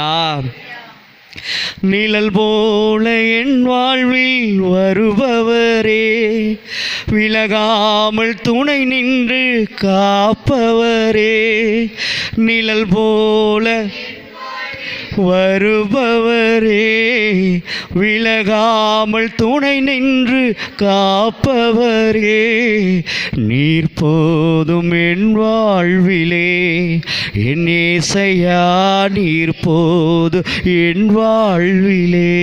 Praise the Lord. ஹல்லேலூயா சொல்லுங்க. அப்போ இயேசு கிறிஸ்து கலாச்சாரத்தை சொல்லி கொடுக்குறாருங்க, கலாச்சாரத்தை பிரசங்கிக்கிறாரு, கலாச்சாரத்தை தான் நற்செய்தின்னு சொல்லி போதிக்கிறாரு. என்ன நற்செய்தி என்ன? இந்த கலாச்சாரத்தின்படி நீ வாழ்ந்தால் உன் வாழ்க்கை வளமாகும், உன் வாழ்க்கை நன்மையாக நடக்கும், இந்த பூமியில் சிறப்புமிக்க வாழ்க்கை வாழ்வாய், இந்த பூமியில் உன் நாட்கள் முடிந்த பிறகு பரலோகத்திற்கு நீ எடுத்துக்கொள்ளப்படுவாய். ஹல்லேலூயா. ஏன் அப்படின்னா, பரலோக ராஜ்யம், ஏன் உம்முடைய ராஜ்யம் வருவதாக அப்படின்னு சொன்னாருன்னா, ராஜ்யம் இங்க வந்தாத்தா, ராஜ்யத்தின் கலாச்சாரம் இங்க வந்தாத்தா இங்க கற்றுக்கொள்ள முடியும். இங்க வாழ்க்கை முடிஞ்சு அங்க போகும்போது நம்ம எதுவுமே தெரியலன்னு பேந்த முழிக்க வேண்டிய அவசியம் இருக்காது. அல்லேலூயா சொல்லுங்களேன். ராஜ்யத்தை இங்க வச்சு கற்றுக் கொடுக்குறாரு, நம்ம பூமியில் வச்சு கற்றுக் கொடுக்குறாரு. ராஜ்யத்தை இங்கே கற்றுக்கங்கப்பா, அப்போதான் அங்கே போனா நான் சொல்கிறது புரியுதுங்களா? அல்லேலூயா சொல்லுங்களேன். பள்ளிக்கூடத்தில் படிக்காமல் வீட்டில் வந்து ஹோம்ஒர்க் எழுதுனா எப்படி எழுதுவாங்க? பள்ளிக்கூடத்தில் ஆனா எழுதுனா தான் வீட்டில் வந்து ஆனான்னு எழுத முடியும் 2 கோடு நோட்டில். சரிதானே? ஆமாம். பள்ளிக்கூடத்தில் எழுதியே பழகலைன்னா வீட்டில் வந்து எழுத முடியாது. ஒரு உதாரணத்துக்கு சொல்கிறேன், சரிங்களா? அதனால தான் ஆண்டவர் சொல்கிறாரு, ராஜ்யத்துக்கு நீ போயெல்லாம் உனக்கு கற்றுட்டு வர வேண்டாம். ஏன்னா இன்றைக்கி என்ன பண்ணுறாங்க, படிக்கிறதுக்கு வெளிநாடு போயெல்லாம் படிச்சுட்டு வராங்க. அவர் சொல்ல, நீ வெளிநாடெல்லாம் போவேணா சாமி, நீ பரலோகம்லாம் போய் படிக்க வேணாம், பரலோகத்தை நான் இங்கே கூப்பிட்றேன், பரலோகத்தை கூப்பிடல, பரலோக ராஜ்யத்தை இங்கே கூப்பிட்றேன், பரலோக ராஜ்யத்தை கூப்பிட்றேன்டா. கற்றுக்க கற்றுக்க கற்றுக்க வாழு, இங்கேயே நீ பூமியிலேயே பரலோக ராஜ்யத்தின் அந்த சந்தோஷத்தை அனுபவி. அப்புறம் நாட்களெல்லாம் முடிஞ்சு போதும் ஆண்டவரன் நீ சொல்லுவேல்ல, அப்போவா அப்போ உனக்கு இங்கேக்கும் அங்கேக்கும் வித்தியாசம் எங்கே இருக்குன்னே நமக்கு வித்தியாசம் தெரியாது. பூமியில் இருக்கிறோமா பரலோகத்தில் இருக்கிறோமான்னு வித்தியாசமே தெரியாது. ஹல்லேலூயா சொல்லுங்களேன். இப்போ ராஜ்யம் இங்கே வந்துருச்சுன்னா அவனை நல்லா புரிஞ்சுக்கங்க. ராஜ்யம் பரலோகத்தில் என்ன சொல்லப்படுதுன்னா, அங்கே அழுகை இல்லை, அங்கே கண்ணீர் இல்லை, அங்கே தாகம் எடுக்காது, அங்கே பசி எடுக்காது, அங்கே என்ன நேரமும் ஹாப்பியாக சந்தோஷமாக இருக்கலாம், என்ஜாய் பண்ணலான்னு சொல்லுது. அப்போ ராஜ்யம் இங்கே வந்துருச்சுன்னா அப்போ இங்கே நம்ம எப்படி தான் வாழணும்? ஹாப்பியாக இருக்கணும், என்ஜாய் பண்ணணும், கண்ணீர் இல்லாமல், கவலை இல்லாமல், துக்கப்படாமல், கஷ்டம் இல்லாமல், வேதனை இல்லாமல், அவமானம் இல்லாமல் சூப்பராக வாழணும். அப்போ என்ன பண்ணணும்? நாம் ராஜ்யத்துக்குள்ளே உள்ளே போகணும். ஹல்லேலூயா. நீ தொடர்ந்து ராஜ்ய கலாச்சாரம் தான் இங்கே நம்ம தொடர்ந்து ஆவியானவர் நமக்கு கற்றுக் கொடுக்க போகிறாரு. கலாச்சாரத்துக்குள்ளே வந்துருங்க, இணைஞ்சிக்கங்க. ஹல்லேலூயா சொல்லுங்களேன். பிரைஸ் தி லார்ட் சொல்லுங்களேன். ஆமாம், வெள்ளையனே வெளியேறுங்கிற மாதிரி கலாச்சாரமே வெளியேறுன்னு சொல்லிட்டீங்கன்னா ஒன்றுமே பண்ண முடியாது. நிறைய நன்மைகளை நம்ம இழந்து போயிடுவோம். அதனால் கலாச்சாரம் நமக்கு ரொம்ப ரொம்ப முக்கியம். பரலோக கலாச்சாரம் ரொம்ப ரொம்ப முக்கியம். சரிங்களா? சரி, இப்போ கலாச்சாரத்தை குறித்து, ராஜ்யத்தின் கலாச்சாரத்தை குறித்து நம்ம கற்றுக்கொள்வதற்கு முன்பதாக ஒரு விஷயத்தை நீங்கள் புரிஞ்சுக்கொள்ளணும். கஷ்டமாக இருக்கும் கலாச்சாரத்தை பின்பற்றுறதுக்கு. சில நேரங்களில் வேட்டியே கட்டினவொடனே திடீர்னு பேண்ட் போட சொன்னால் கொஞ்சம் கஷ்டம்தான், தடுமாறுமா. எப்படி கொக்கி போடுறது, எப்படி ஜிப்பு போடுறது, ஐயோ இப்படி நடந்தால் கொடாமுடான்னு இருக்குது, இப்படி காலை அகட்டினா கொஞ்சம் டைட்டாக இருக்கிற மாதிரி இருக்கே, கொஞ்சம் அன்ஈஸியாக ஃபீல் பண்ணியிருப்பான். ஆனால் பழகிட்டா அதுக்கப்புறம் அவன் பேண்ட்டை கழட்டவே மாட்டான். இன்றைக்கி ஜீன்ஸ் பேண்ட்டு மாத கணக்கில் கழட்டாமல் துவைக்காமல் அப்படியே அந்த அழுக்கு பிடிச்சி அதுவே கரையாக ஸ்டைலாக மாறி இருக்கும். அப்படிலாம் போட்டுக்கிறாங்க இப்போ பேண்ட்டை. பார்த்துருக்கீங்களா? ஆமாம். இன்றைக்கி வயசு வித்தியாசமே தெரிய மாட்டுது. பார்த்தா 30 வயசு மாதிரி தான் இருக்குது, ஆனால் பார்த்தா அந்த அம்மாவுக்கு 60 வயசு இருக்குது. பார்த்தா நைட்டி போட்டு, நைட்டிங்கிறேன் அது என்னது, சுடிதார் போட்டு, மண்டைக்கு பெயிண்ட் அடித்து, லிப்ஸ்டிக் அடித்து, சும்மா ஜம்முன்னு. என்னடா? ஏன்னா ஆங்கில கலாச்சாரத்தை பின்பற்றுறதுனால அவங்க அழகாக தெரியுறாங்க, வயதானா கூட இளமையாக தெரியுறாங்க. நான் சொல்கிறது புரியுதுங்களா? அவங்களால விட முடியலை. ஏதாவது நம்மளால் விட முடியுதா? ஆங்கில கலாச்சாரம் இப்போ நம்ம வாழ்க்கைக்குள்ளே இருக்கா இல்லையா? இருக்குதுங்களா? இப்போ இருக்கிற காரியத்தை இப்போ நம்மளால் விட முடியுமா? முடியாது. பழகிட்டா அந்த நம்மளை விட்டு போகாது, அது நம்மளை விடாது, நாமளும் அதை விட மாட்டோம். இதுக்கு என்ன காரணம்னு நினைக்கிறீங்க? என்ன காரணம்னு நினைக்கிறீங்க? நீங்கள் ரெகுலராக இப்போ ஆங்கில கலாச்சாரம் வந்து ஃபேன் ஷர்ட் போடுறது, அந்த போட்டவங்களை நீங்கள் வேட்டி கட்ட சொல்லுங்க, கட்டவே மாட்டாங்க. உனக்கெல்லாம் வெக்கமே இல்லைடா, நீ தமிழன் தானடான்னு கேட்டால் கூட பரவாயில்லடா, நீ என்ன வேணாலும் பேசிட்டு போடா, எனக்கு பேண்ட்டு தான். இந்த லியோனி, பட்டிமன்றம் லியோனி பார்த்துருக்கீங்களா? தெரியுமா இருக்கா? திண்டுக்கல் லியோனி, அவர் ஜீன்ஸ் பேண்ட் மட்டும்தான் போடுவார். நீங்கள் எந்த பட்டிமன்றம் வேணாலும் பாருங்கள், ஜீன்ஸ் பேண்ட் மட்டும்தான் போடுவார். அது அவர் ஒரு ஃபேஷனாக வச்சுக்கிட்டாரு. என்ன வச்சுக்கிட்டாரு? பேஷன். எஃப் இல்லை, PASSION, பேஷன். அதனால தான் பேஷன் ஆஃப் த கிரைஸ்ட். இயேசு கிறிஸ்து அவர் வாழ்க்கையில் பேஷனாக வச்சுக்கிட்டதுனால தான் உங்களுக்காக எனக்காக உசிரையே கொடுத்தாரு. எதை பேஷனாக வச்சுக்கிட்டாரு தெரியுமா? எதை பேஷனாக வச்சுக்கிட்டாரு? உனக்காக எனக்காக அவர் உயிரை கொடுக்கணும் என்பதை மட்டும்தான் அவர் பேஷனாக வச்சுக்கிட்டாரு. அதனால தான் அணுவணுவா அப்படியே துண்டு துண்டாக அப்படியே கிழிச்சு அப்படியே சொட்டு சொட்டாக ரத்தம் வடியும் போது கூட அவர் ஏற்றுக்கொண்டதற்கு நோக்கம் என்ன தெரியுமா? அவருடைய பேஷனே என்ன தெரியுமா? உங்களுக்காக எனக்காக ரத்தம் சிந்த வேண்டுவதே அவருடைய பேஷன். பேஷனை நான் உங்களுக்கு ஆங்கிலத்தில் சொல்கிறேன், அதை தமிழில் சொல்கிறேன். பேஷன் அப்படின்னா பேர் ஆர்வம். என்னங்க? கட்டுக்கடங்காத ஒரு ஆர்வம். எப்படி சொல்கிறதுனா, செத்தாலும் அதை விட மாட்டாங்க, கடைசி வரைக்கும் அதை வச்சுக்குவாங்க. இப்போ உங்களுக்கெல்லாம் ஒரு பேஷன் இருக்கா இல்லையா? சில விஷயத்தை உங்களால் மாற்றிக்கவே முடியாது. அப்படி ஏதாவது பேஷன் இருக்கா? உசுரே போகிற சூழல் வந்தாலும் அதை விட மாட்டாங்க. இப்போ தம்பி இருக்கான், கேப்ரியல் இருக்கான், எத்தனை பேர் சொன்னாங்க ஒழுங்காக வேலைக்கு போ, மாதமாக சம்பளம் வரும், குடும்பத்தை பார்க்கணும். எத்தனை பேர் சொன்னாலும் ஏன் பேஷன் என்னதான்? பட்டர் பன் ஷாப் வைக்கிறதா என்னுடைய ஃபேஷன். அதான் பேஷன். எவன் சொன்னாலும் கேட்க மாட்டேன், நான் போகிற ரூட்டில் போயிட்டே இருப்பேன். அதான் பேஷன்.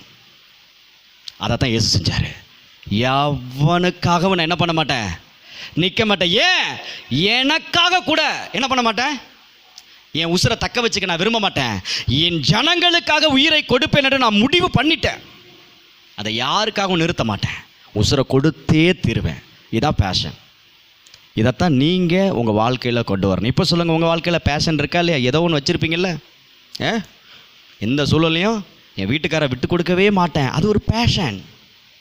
எந்த இடத்துலையும் என் பிள்ளைங்களை விட்டு கொடுக்கவே மாட்டேன், அது ஒரு பேஷன். புரியுதுங்களா? சில பேரெல்லாம் பாருங்களேன், வயிற்றால போனாலும் சரி, வாந்தி வந்தாலும் சரி, காய்ச்சல் வந்தாலும் சரி, வேலைக்கு கரெக்டாக எழுந்து ஓடிடுவாங்க. ஏன் தெரியுமா? ஏன்னா அது அவங்க பேஷன்.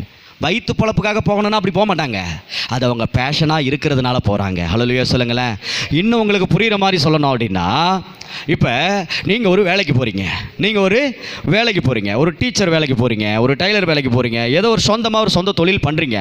இப்போ திடீர்னு உங்கள் வாழ்க்கையில் 1 கோடி ரூபா வந்துருச்சுன்னா, நீங்கள் அந்த வேலையை விட்டுட்டிங்கன்னா நீங்கள் கூலிக்கு மாரடிக்கிற கூட்டம். நீங்கள் 1 கோடி ரூபா வந்தாலும் பிரச்சனை இல்லை, என் வேலையை நான் செய்வேன்னு நீங்கள் செய்கிறீங்கன்னா அதுக்கு பேர் தான் ஃபேஷன். புரியுதுங்களா? இப்போ உங்களுக்கு புரிஞ்சிருச்சா நான் சொல்கிறது? இப்போ நான் ஊழியம் செஞ்சிட்ருக்கேன், சரி உங்களை சொல்லிட்டேன், சரி சாரி மன்னிச்சுக்கோங்க. இப்போ என்ன சொல்கிறேன், இப்போ நான் ஊழியம் செஞ்சிட்ருக்கேன். இப்போ எனக்கு பல கோடி ரூபாய் எனக்கு பணம் வந்து கையில் கிடச்சிருச்சுன்னு வச்சுக்கோங்களேன். பணம் கிடச்சிருச்சு, நான் ஊழியத்தை விட்டுட்டு போயிட்டேன்னா நான் யார் தான்? கூலிக்கு மாரடிக்கிறவன், காசுக்காக ஊழியம் செய்கிறவன் ஆயிடுவேன். ஆனால் எத்தனை கோடி வந்தாலும் ஊழியம் செய்வதை மட்டும் நான் விடாமல் செய்கிறேன்னா அதுதான் என் பேஷன். புரியுதுங்களா? இயேசு கிறிஸ்துக்கு எத்தனையோ அவமானங்கள், எத்தனையோ நிந்தனைகள், எத்தனையோ அடிகள், எத்தனையோ வலிகள், எத்தனையோ காயங்கள், காரி மூஞ்சில துப்புனாங்க, தலையில் முள்முடி பின்னி வைத்து அழுத்தினார்கள், ஒரு கண்ணு வெளியில் வந்துருச்சுங்கிறாங்க, கையில் ஆணி அடித்தாங்க, காலில் ஆணி அடித்தாங்க, ஈட்டில் குத்தி பிளந்தாங்க. ஆனால் அவர் நினச்சிருந்தா லாசருவே வெளியே வான்னு சொன்ன உடனே லாசரு வெளியில் வந்தா, அவ்வளோ வல்லமை அவர்கிட்ட இருக்கு. அவர் நினைச்சிருந்தா இப்படி ஒரு பார்வை பார்த்தா போதும் எல்லா பேரும் செத்து போயிருப்பான். இப்படின்னு கையை காட்டியிருந்தானா அசையாமல் அப்படி கல் மாதிரி ஸ்டேஷன் மாதிரி அப்படி நிற்பானுங்க, பண்ணியிருக்கலாம். ஆனால் இவன் அடிக்கணும், நான் சாகணும், அதான்டா ஃபேஷனு. அதைத்தான் அவர் செஞ்சார். புரியுதுங்களா? இப்போ உங்கள் வாழ்க்கையில் நீங்கள் என்ன செய்யணும் அப்படின்னா, நல்லா புரிஞ்சுக்கங்க, என் ஆண்டவருடைய கலாச்சாரத்தை பின்பற்றுவதே என்னுடைய ஃபேஷன் அப்படின்னு நீங்கள் வாழணும். இருப்பீங்களா? உங்களுடைய பேரார்வமாக மாற்றிக்குவீங்களா? உங்கள்கிட்ட பேரார்வம் உண்டாகாத வரைக்கும் உங்களால் ராஜ்யத்தின் கலாச்சாரத்தை பின்பற்ற முடியாது. பேரார்வம், அதான் சொல்கிறேன், பேரார்வம்னா என்ன தெரியுமா? உசுரே போனாலும் நான் அதை என்ன பண்ண மாட்டேன், கைவிட மாட்டேன், நான் ஃபாலோ பண்ணி தான் ஆவேன். நீ என்னை கொன்னாலும் சரி, அடித்தாலும் சரி, திட்டினாலும் சரி, அசிங்கப்படுத்தினாலும் சரி, என் உசுரை என்கிட்ட இருந்து பறித்து கொண்டாலும் சரி, நான் இயேசு கிறிஸ்து சொன்னதை நான் ஃபாலோ பண்ணியே ஆவேன், நான் அதை கை கொண்டே ஆவேன். இப்படி தான் உங்கள் ஃபேஷனாக மாற்றிட்டிங்கன்னா கண்டிப்பாக சொல்கிறேன், ராஜ்யத்தின் கலாச்சாரத்தை உங்களால் பின்பற்றி வாழ முடியும். எத்தனை பேர் நம்புறீங்க? ஆமேன்னு சொல்லுங்களேன். இப்போ உங்கள் ஃபேஷனாக மாற்றிக்குவீங்களா? கலாச்சாரத்தை உங்கள் ஃபேஷனாக மாற்றிக்குவீங்களா? மாற்றுவீங்களா மாற்ற மாட்டிங்களா? மாற்றுவீங்களா மாற்ற மாட்டிங்களா? தயவுசெய்து பேசுங்க. மாற்றுவீங்களா மாற்ற மாட்டிங்களா? மாற்றுவீங்களா மாற்ற மாட்டிங்களா? மாற்றுவீங்களா மாற்ற மாட்டிங்களா? கலாச்சாரத்துக்கு டைம் இருக்கான்னு தெரியல, ஆனாலும் பேசுகிறேன், கேளுங்க. ஹல்லேலூயா. இப்போ தான் டைட்டில் போட போகிறோம். டைட்டில் என்னென்னா ராஜ்யத்தின் கலாச்சாரம். ஹல்லேலூயா சொல்லுங்களேன். ஆமாம், பிரைஸ் தி லார்ட் சொல்லுங்களேன். ஆமாம், ராஜ்யத்தின் கலாச்சாரம் பார்ட் 1. ராஜ்யத்தின் கலாச்சாரம் 1 இன்றைக்கி நாம் தியானிக்க போகிறோம். நேரம் இருந்தால் தியானிப்போம், அப்படி இல்லைன்னா அடுத்த வாரம் அதை தொடர்ச்சியாக பார்ப்போம். சரிங்களா? ராஜ்யத்தின் கலாச்சாரம். ராஜ்யத்தின் கலாச்சாரத்தை தான் இயேசு கிறிஸ்து 4ஆம் அதிகாரத்தில் சொல்கிறாரு. என்ன சொல்கிறாரு? ராஜ்யத்தின் சுவிசேஷத்தை பிரசங்கித்தார். ராஜ்யத்தின் சுவிசேஷம்னா ராஜ்யத்தின் கலாச்சாரம்னு உங்களுக்கு புரிஞ்சிருச்சப்ப? புரிஞ்சிருச்சுங்களா இல்லைங்களா? புரிஞ்சிருச்சுங்களா? சரி, இப்போ ராஜ்யத்தின் கலாச்சாரம் என்ன? மத்தேயு 5ஆம் அதிகாரம், அங்கே தான் ஆரம்பிக்கிறார் ஐயா ராஜா. 4வது அதிகாரத்தில் பிரசங்கித்தாருன்னு சொல்லப்படுதா? இப்போ மறுபடியும் அடுத்த கூட்டத்தை போடார். ஒரு மீட்டிங் முடிஞ்சு, என்ன முடிஞ்சுங்க? கட்சி தொடங்கி ஃபஸ்ட்டு மீட்டிங் முடிஞ்சு, இப்போ 2வது மீட்டிங் ஸ்டார்ட் பண்ணுறாரு. கட்சி தொடங்குறதுக்கு முன்னாடி ஊராக போய் என்ன பண்ணுறாரு? பிரசங்கிக்கிறாரு. இல்லை, அதுக்கு பேர் என்ன? பிரச்சாரம் பண்ணிகிட்டு இருக்காரு. ஊராக போய் பிரச்சாரம் பண்ணிட்டு இருக்க வாக்காள பெருமக்களே அப்படின்னு சொல்லி என்ன பண்ணுறாரு? பிரச்சாரம் பண்ணிட்டு இருக்காரு. அடுத்து நல்லா கவனிங்க, இப்போ 5ஆம் அதிகாரத்தில் கூட்டத்தை கூட்டுறாரு. கட்சி கூட்டம் பார்த்துருக்கீங்களா? ஃபஸ்ட்டு போய் என்ன பண்ணுவாங்க? இந்த எலெக்ஷன் இப்போ தானே முடிஞ்சு, என்ன பண்ணுவாங்க? ஊராக போய் ஓட்டு கேட்டாங்களா இல்லையா? கேட்டாங்களா இல்லையா? அதுக்கப்புறம் என்ன பண்ணாங்க? பொதுக்கூட்டம் கூட்டினாங்களா இல்லையா? கூட்டினாங்களா இல்லையா? கூட்டினாங்களா இல்லையா? எடப்பாடியார் ஒரு பக்கம் கூட்டினார், ஸ்டாலின் ஒரு பக்கம் கூட்டினார். தெரியுமா தெரியாதா? மோடியும் ஒரு பக்கம் வந்து கூட்டினார். இப்போ அதுபோல தான் ஆண்டவர் என்ன பண்ணுறாரு? ஒரு இடத்துல பொது கூடுகையை உண்டாக்குறாரு. மலை பிரசங்கம்னு சொல்கிறாங்கல்ல, அதுதான் 5ஆம் அதிகாரம். பொது கூட்டத்தை கூட்டுறாரு. கூட்டிட்டு ராஜ்யத்தின் கலாச்சாரத்தை அருமையாக பிரசங்கம் பண்ணுறாரு. சூப்பராக பிரசங்கம் பண்ணுறாரு. அதில் ஃபஸ்ட்டு வார்த்தை என்ன பிரசங்கம் பண்ணுறாரு? வாசிங்க வேகமாக. முதல் வார்த்தை என்ன பிரசங்கம் பண்ணுறாரு?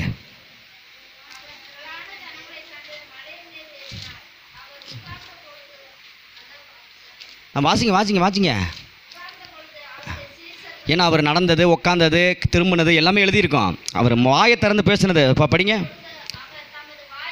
பார்த்தீங்களா? அங்கே நான் சொன்னேன்னா வாயை திறந்து, என்னங்க? வாயை திறந்து அவர்களுக்கு உபதேசித்து சொன்னது என்னவென்றால், அவர் பிரசங்கித்து, அவர் ராஜ்யத்தின் சுவிசேஷத்தை கலாச்சாரத்தை பிரசங்கித்து சொன்னது என்னவென்றால், ஒருவன் ராஜ்யத்திற்குள் உள்ளே வர வேண்டும் என்றால் அவன் ராஜ்யத்தின் கலாச்சாரத்தை பின்பற்றியே ஆக வேண்டும்.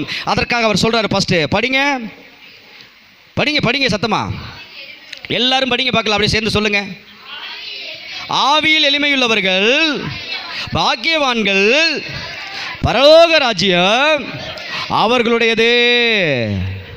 புரியுதுங்களா நான் சொல்றது? ஆவியில் எளிமையுள்ளவர்கள் பாக்கியவான்கள், பரலோக ராஜ்யம் அவர்களுடையது. ஹல்லேலூயா, பிரைஸ் தி லார்ட் சொல்லுங்க. இதுதான் ராஜ்யத்தின் கலாச்சாரத்தில் முதல் வார்த்தை. ஆவியில் எளிமையுள்ளவர்கள் பாக்கியவான்கள். பிரைஸ் தி லார்ட் சொல்லுங்க. ஆவியில் எளிமையுள்ளவர்கள் பாக்கியவான்கள்னு சொல்லப்படுது. இப்போ ஆவியில் எளிமையுள்ளவர்கள் என்றால் என்ன? ஆவியில் எளிமையாக இருப்பது எப்படி? சொல்லுங்கள் பார்க்கலாம். ஆவியில் எப்படி எளிமையாக இருக்கிறது? ஆவியில் எளிமையாக இருப்பது எப்படி? சொல்லுங்கள். ஹல்லேலூயா சொல்லுங்களா. Thank you Jesus, price the Lord. சொல்லுங்கள். ஆவியில் எளிமையுள்ளவர்கள் பாக்கியவான்கள், பரலோக ராஜ்யம் அவர்களுடையது. ஃபஸ்ட் எடுத்தோன்னே சொல்லிட்டாரு. அங்கே ஏன் பரலோக ராஜ்யத்தை இன்க்ளூட் பண்ணுறாரு தெரியுமா? ராஜ்யத்தின் சுவிசேஷத்தை, கலாச்சாரத்தை அவர் பிரசங்கம் பண்ண ஆரம்பிச்சிட்டாரு. அதனால தான் அதை இன்க்ளூட் பண்ணி சொல்கிறாரு. ஆவியில் முதல்ல எளிமையாக இருக்கணும். அப்படின்னா என்ன?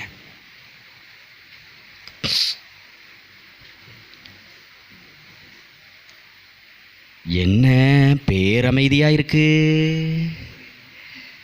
சும்மா சொல்லுங்க. ஆவியில் எளிமையாக இருக்கிறதுனா என்ன? சொல்கிறேன், ஒன்று ஒன்றா சொல்கிறேன்.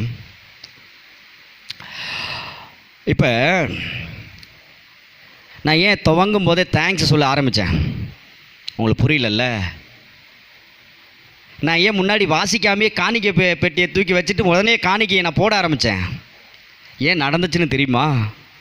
உங்களெல்லாம் டெஸ்ட் பண்ணுறதுக்காக, உங்களுக்கு பாடம் சொல்லி கொடுக்கறதுக்காக. நல்லா புரிஞ்சுக்கங்க. நான் தெரியாமல் செய்கிற ஒரு விஷயத்தை, இங்கே பாருங்கள், நான் ஊழியக்காரன் தானே? நீங்கள் அப்படி தானே நம்புறீங்க? ஏன் அப்படி ஏற்றுக்கிறீங்களா? சரி, ரைட், ஓகே.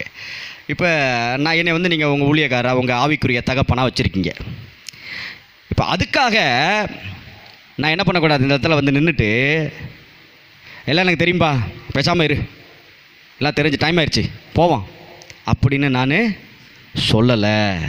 நான் அவருக்கு என்ன சொன்னேன்? இப்போ நான் ஒரு பொசிஷனில் தான் இருக்கேன். இப்போ நான் ஒரு ஊழியக்காரனாக இருக்கேன். இப்போ எனக்கு அவர் உடன் ஊழியக்காரன் நான் சொல்லிகிட்டு இருக்கிறேன். இப்போ நீங்கள் என் பிள்ளைங்களாக இருக்கிறீங்க. இப்போ என் பிள்ளை தகப்பனுக்கு புத்தி சொல்லுது. அந்த தகப்பன் என்ன பண்ணணும்? ஏற்றுக்கணும். நல்லதாக இருந்தால் ஏற்றுக்கிட்டு தேங்க்ஸ்ண்ணே. இப்போ என் பிள்ளை தான் சொன்னிச்சா இல்லையா? இப்போ இத்தனை பிள்ளைகளில் அது ஒரு பிள்ளை. அப்படி சொல்கிறேன். நான் என்னோடய பொண்ணுங்கிறதுக்காக என்ன சங்கீதம் படிக்கணும். இப்போ எதுக்கு தேங்க்ஸ் சொன்னேன்? எதுக்கு உங்களுக்கு தேங்க்ஸ் சொன்னேன்? சொல்லுங்கள் பார்க்கலாம். ஏன்னா நீங்கள் நான் மறந்துட்டேன், எனக்கு ஞாபகப்படுத்துறீங்க. அதனால் உங்களுக்கு நன்றி. என்னங்க நன்றி? வீட்டில் அப்படி சொல்கிறீங்களா? ஏதாவது என்னங்க இப்படி பண்ணுறீங்க அப்படின்னு கேட்டா, உனக்கு எல்லாம் தெரியாதா? எனக்கு எல்லாம் தெரியும் போ, அப்படி பேசுகிற ஆட்கள் தானே நாம. புரியுதா நான் என்ன சொல்ல வரேன்னு?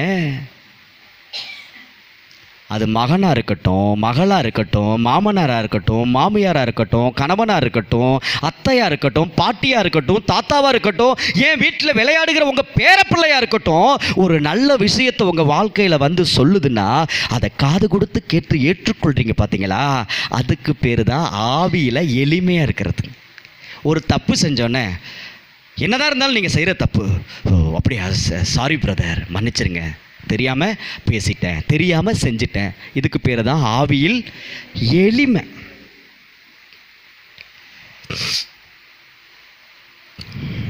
போன வாரம் மேரியம்மா வரல. நல்லா கவனமாக கவனிச்சுக்கோங்க. ஞாயிற்றுக்கிழமை காலையிலையும் நான் ஃபோன் பண்ணியிருந்தேன், பேசுனாங்க என் கூட. உங்களெல்லாம் விட்டுட்டு நான் வந்தேன் பார்த்தீங்களா? எனக்கு மேரியம்மா கால் பண்ணுறாங்க. கால் பண்ணிவிட்டு, ஃபாதர் நான் வரல, ஆனாலும் மனசுக்கு ஒரு மாதிரியாக இருந்துச்சு, அதனால தான் உங்களுக்கு ஃபோன் அடித்தேன். இதுதான் ஆவியில் எளிமை. சொல்கிறது புரியுதுங்களா இல்லையா? யதார்த்தம். வெள்ளிக்கிழமை யாருக்குமே நான் ஃபோன் அடிக்கலை, வெள்ளிக்கிழமை. ஆனால் நான் என்ன சொன்னேன்? வார்த்தையின்படி இல்லை, சபையின் சட்டத்தின்படி, நம்ம சபையின் சட்டத்தின்படி ஞாயிற்றுக்கிழமை சர்ச்சுக்கு வரலன்னா அவங்களுக்கு ஃபோன் பண்ண மாட்டேன், ஃபோன் பண்ணல எடுக்க மாட்டேன், இதான் சொல்லியிருந்தேன். ஆனால் வெள்ளிக்கிழமை நான் யாருக்குமே ஃபோன் பண்ணல. ஆனால் எத்தனை பேருக்கு எப்படி தோணுச்சுன்னு எனக்கு தெரியல. சில பேருக்கு தவறாக கூட தோணி இருக்கலாம், இவர் ரொம்ப ஓவராக பண்ணுறாரே அப்படின்னு கூட தோணி இருக்கலாம். இவர் என்ன ஒரு ஃபோனு கூட அடிக்க மாட்டார், அவரே ஃபோன் அடிக்கல, நாம் எதுக்கு ஃபோன் அடிக்கணும் அப்படின்னு கூட தோணி இருக்கலாம். அதெல்லாம் ஆவியில் பெருமை, நல்லா புரிஞ்சுக்கங்க. ஆனால் வெள்ளிக்கிழமை ஃபோன் அடிக்கலை, நேற்று காலையில் மேரி அம்மா எனக்கு ஃபோன் அடிக்கிறாங்க. எனக்கு நான் அவங்கள அவங்க ஃபோன் பண்ணதுனால நான் சொல்கிறேன், புரியுதுங்களா இல்லையா? நான் சொல்கிறது உங்களுக்கு புரியுதுங்களா இல்லையா? ஆவியில் எளிமை. இப்போ நம்ம லைஃப்பில் எடுத்துக்கங்க, இப்போ பொதுவாக விஷயத்துக்கு வந்துடுங்க. இப்போ உங்கள் மருமகன் இல்லை யாரும் சொந்த பந்தவங்க இருக்காங்க, தூரமாக இருக்காங்க, கொஞ்சம் கிலோமீட்டருக்கு அந்த பக்கம் இருக்காங்க. இப்போ ஃபோனு 2 பேரும் நல்லா பேசிக்கிட்டே இருக்கீங்க. எப்படி பேசிக்கிட்டு இருக்கிறீங்க? சகஜமாக, என்னம்மா நல்லா இருக்கீங்களா, சாப்பிட்டீங்களா, பேசுவோம்ல, சந்தோஷமாக பேசுவோம், பேச மாட்டோமா? திடீர்னு ஒரு நாள் தோணும் பாரு, எப்போ பார்த்தாலும் நானே தான் ஃபோன் பண்ணுமா? தோணுதா? அவங்களே ஃபோன் பண்ண மாட்டாங்க. நாம் எதுக்கு? நம்ம ஆவி எளிமையாக இல்லைன்னு அர்த்தம். நீ ஃபோன் பண்ணாலும் பண்ணலைனாலும் நான் கூப்பிடணும்னு முடிவு பண்ணிட்டேன்னா நான் ஃபோன் பண்ணியே தீருவேன். இதுதான் ஆவியில் எளிமை. நீ பண்ணாதான் நான் பண்ணுவேன். இது வரைக்கும் அவன் எனக்கு என்ன செஞ்சுருக்கான், நான் போய் அவனுக்கு செய்கிறதுக்கு. இது ஆவியில் எளிமை இல்லை. நீ எனக்கு செஞ்சாலும் சரி, செய்யலைனாலும் சரி, நான் செய்ய வேண்டியது என் கடமை, நான் கரெக்டாக செய்வேன். இதுதான் ஆவியில் எளிமை. இவன் அடங்கவே மாட்டான், சொல்கிற பேச்சே கேட்க மாட்டான். ஒரு நாள் பட்னியை கடக்கட்டும் விட்டுருக்கீங்களா? இருக்கா? உங்கள் ஆவி எளிமையாக இல்லைன்னு அர்த்தம். என்னதான் அக்கிரமம் பண்ணாலும் உங்கள் கடமையில் நீங்கள் சரியாக இருக்க வேண்டும். அதுதான் ஆவியில் எளிமை. சொல்கிறது புரியுதுங்களா? அடுத்து, தன்னை யாரோடையும் ஒப்பிட்டு பார்க்கக்கூடாது. தன்னை யாரோடையும் ஒப்பிட்டு பார்க்கக்கூடாது. ஆவியில் எளிமையாக இருக்கணும்னா நாம் இதெல்லாம் பரலோக ராஜ்ய கலாச்சாரத்தை உங்களுக்கு சொல்லி கொடுத்துட்ருக்கேன். புரியுதுங்களா இல்லையா? இது ஏன் கலாச்சாரத்தை உங்களை பின்பற்ற சொல்லலை, நான் ஃபாலோ பண்ணுறேன் அதனால் நீங்கள் ஃபாலோ பண்ணுன்னு சொல்ல. இயேசு கிறிஸ்து பரலோக ராஜ்யத்தில் அந்த கலாச்சாரத்தில் என்ன இருக்கிறதோ அந்த ராஜ்யம் இங்கே வந்திருக்கிறது, உங்களுக்குள்ளே தான் இருக்கிறது அந்த கலாச்சாரம். நீ அதை பலவந்தம் பண்ணி பிடிச்சிக்கன்னு சொல்கிறாரு. ஹல்லேலூயா. உங்களுக்குள்ளே இருக்கா இல்லையா? நீங்கள் மனசு வச்சா முடியுமா முடியாதா? நிச்சயமாக முடியுங்க. நீங்கள் மனசு வச்சா நிச்சயமாக முடியும். தன்னை யாரோடையும் ஒப்பிட்டு பார்க்கக்கூடாதுங்க. எப்போ பார்த்தாலும் யாரோ ஒரு நபரோடு நம்ம ஒப்பிட்டு பார்த்துக்கிட்டே இருந்தோம்னா நம்ம ஆவி எளிமையாக இல்லைன்னு அர்த்தம்.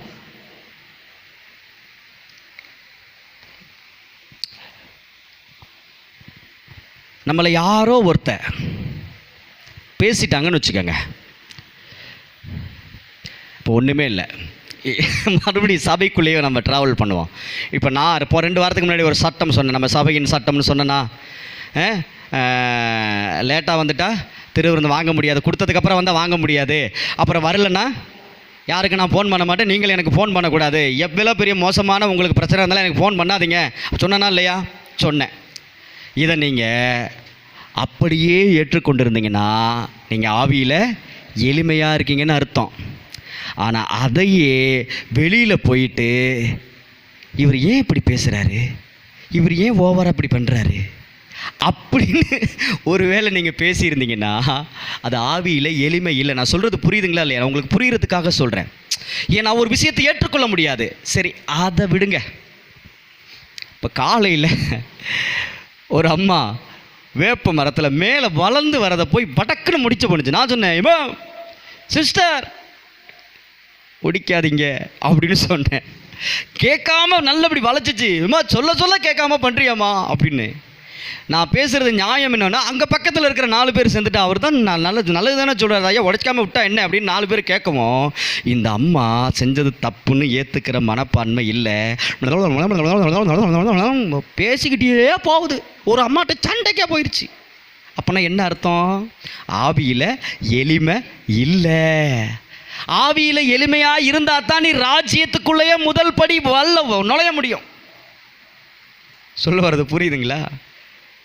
யாராவது ஏதாவது சொல்லிட்டாங்கன்னா, வீட்டில் இருக்கிறவங்களே வச்சுக்கோங்களேன், யாராவது ஏதாவது சொல்லிட்டாங்கன்னா ஒரு வார்த்தை பேசாதக்குள்ளே 10 வார்த்தை நீங்கள் பேசுகிறீங்கன்னா உங்கள் ஆவி எளிமையாக இல்லைன்னு அர்த்தம். பேசுகிறீங்க தானே? இனிமேல் பேசாதீங்க. இயேசு கிறிஸ்து மாதிரி தான் சொல்லணும். பாவம் செஞ்சிட்டியா, சரி இனிமேல் பாவம் செய்யாத, கேடானது ஒன்றும் உனக்கு வராதபடிக்கு. இப்போ நான் என்ன சொல்கிறேன், பரலோக ராஜ்யத்தில் நீ பிரவேசிக்கும்படிக்கு என்ன பண்ணணும்? கை கொள்ள ஆரம்பிச்சிரு. ஒருத்த 10 பேச்சு பேசினாலும் ஒரு வார்த்தை கூட பேசாமல் இருந்தோம்னா நம்ம ஆவியில் எளிமையாக இருக்குன்னு அர்த்தம். ஒருத்த ஒரு பேச்சு பேசணும்னா நம்ம 10 பேச்சு பேசுகிறோம்னா நம்ம ஆவியில் எளிமை இல்லைன்னு தான் அர்த்தம். என்னையும் சேர்த்து தான் சொல்கிறேன். நானும் அந்த கட்டத்தை தாண்டி வந்துட்டேன். யாராவது ஒன்று சொல்லிட்டா பொறிஞ்சு தள்ளிடுவேன். நான் பட்ட பட்ட பட்ட பட்ட பட்ட பட்டன்னு அடித்து தள்ளிடுவேன். அந்த மாதிரி வாழக்கூடாதுன்னு சொல்கிறாரு. அது ஒருத்தன் ஒரு வார்த்தை சொல்லி நீ பல வார்த்தை பேச்சு பொறிஞ்சு தள்ளுனீன்னா அது இந்த பூமிக்குரிய கலாச்சாரம்.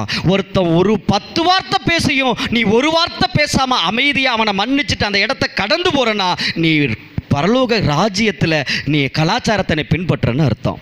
நம்ம பூமிக்குரிய கலாச்சாரத்தில் இருக்கிறோமா, ராஜ்யத்துக்குரிய கலாச்சாரத்தில் இருக்கிறோமா, இதுதான் நம்ம பார்த்துக்கணும் எப்போவுமே. ஹல்லேலூயா சொல்லுங்களேன். அப்போ யாரோடையும் நாம் என்ன பண்ணக்கூடாது? ஒப்பிட்டு பார்க்க கூடாது. அடுத்தது, மற்றவர்களை தாழ்த்தி நம்மளை உயர்த்தி கொள்ளக்கூடாது.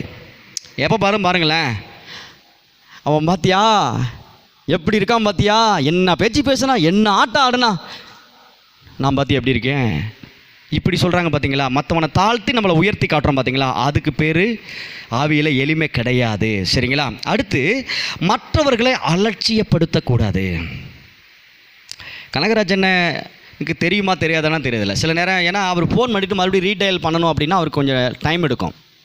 அவர் ஃபோன் பண்ணும்போதே நான் அட்டன் பண்ணணும். சில நேரங்களில் ஃபோன் அங்கே சார்ஜர் போட்டிருக்கோம், நான் இங்கே உட்காந்து அப்போ தான் சாப்பாட்டில் கை பெனஞ்சி அள்ளி வைப்பேன்.